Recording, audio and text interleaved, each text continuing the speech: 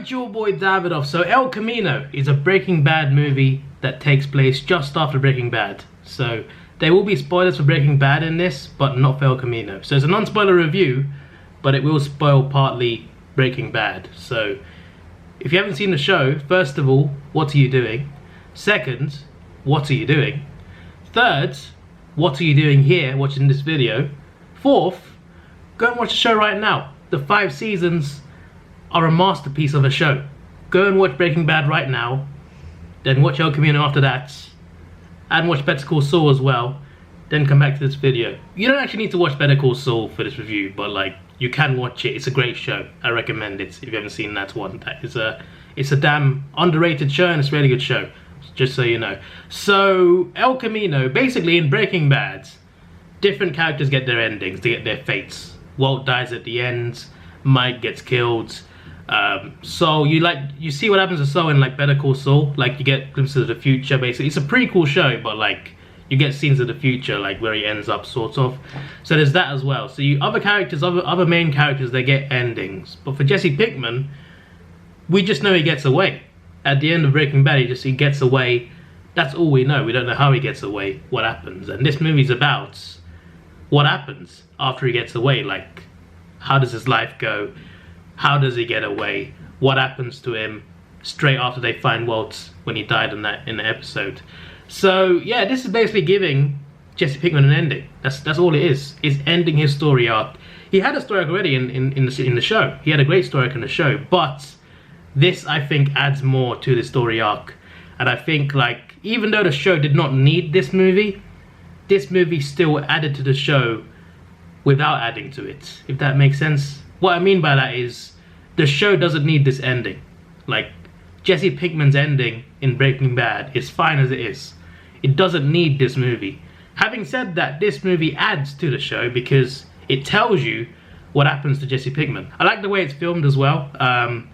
The way the story goes, I mean, not the way it's filmed. Like, the cinematography is great. The way it's filmed is great. But I mean, like, in terms of like storyline, they cut between the events of after Breaking Bad in the movie, and they also cut back to events that happened during the show as well, like new scenes that happened during the events of Breaking Bad.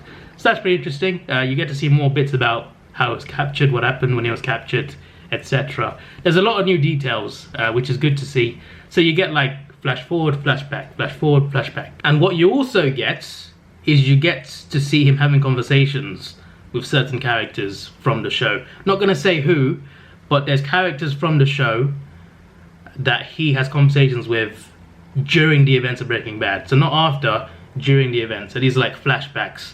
And you get some nice heartwarming scenes, some heartwarming conversations, especially towards the end. Towards the end is more the emotional part, that's for sure.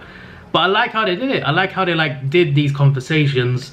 I like how they did these flashbacks. And the thing is, this is not a thriller. This is not a thrill ride, it's not action-packed. I think a lot of Breaking Bad fans, like me, will appreciate this show. This movie, will appreciate this Netflix movie.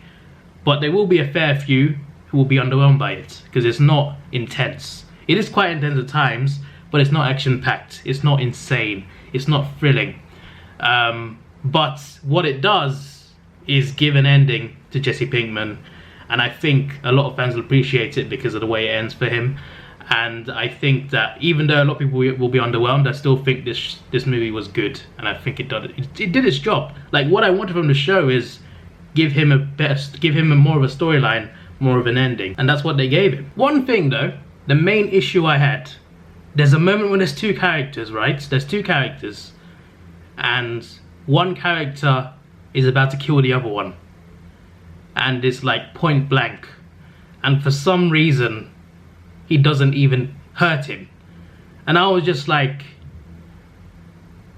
how do you survive that? Like, what? How did that is the worst accuracy I've ever seen. There's a moment where there's, I'm not gonna say which 2 characters, you'll see it when you see it. There's a moment where there's 2 characters, right? And one is about to kill the other, and somehow he fails when it seems so easy. And I'm just like, okay, what? No more context. It was really slow, but I think it was fine. I liked it. I was very into it the whole time. and I just liked what they did with the show, with the movie. I keep saying show. It's on Netflix, so I keep thinking it's a show. But yeah, it's a good movie. I think for me, it was a good movie that I think adds to the show without adding to it. Is it necessary? No, it is not. But you know what's not necessary as well? Better Call Saul. That is not necessary, but it's a damn good show. It's a great show. That this movie is not necessary, but again, I think it's good. Not great, but good. So as a rating, I'm going to say a solid 8 out of 10. This was your boy Davidoff. Please like, share, subscribe. Thanks for watching. Have a good day and see ya.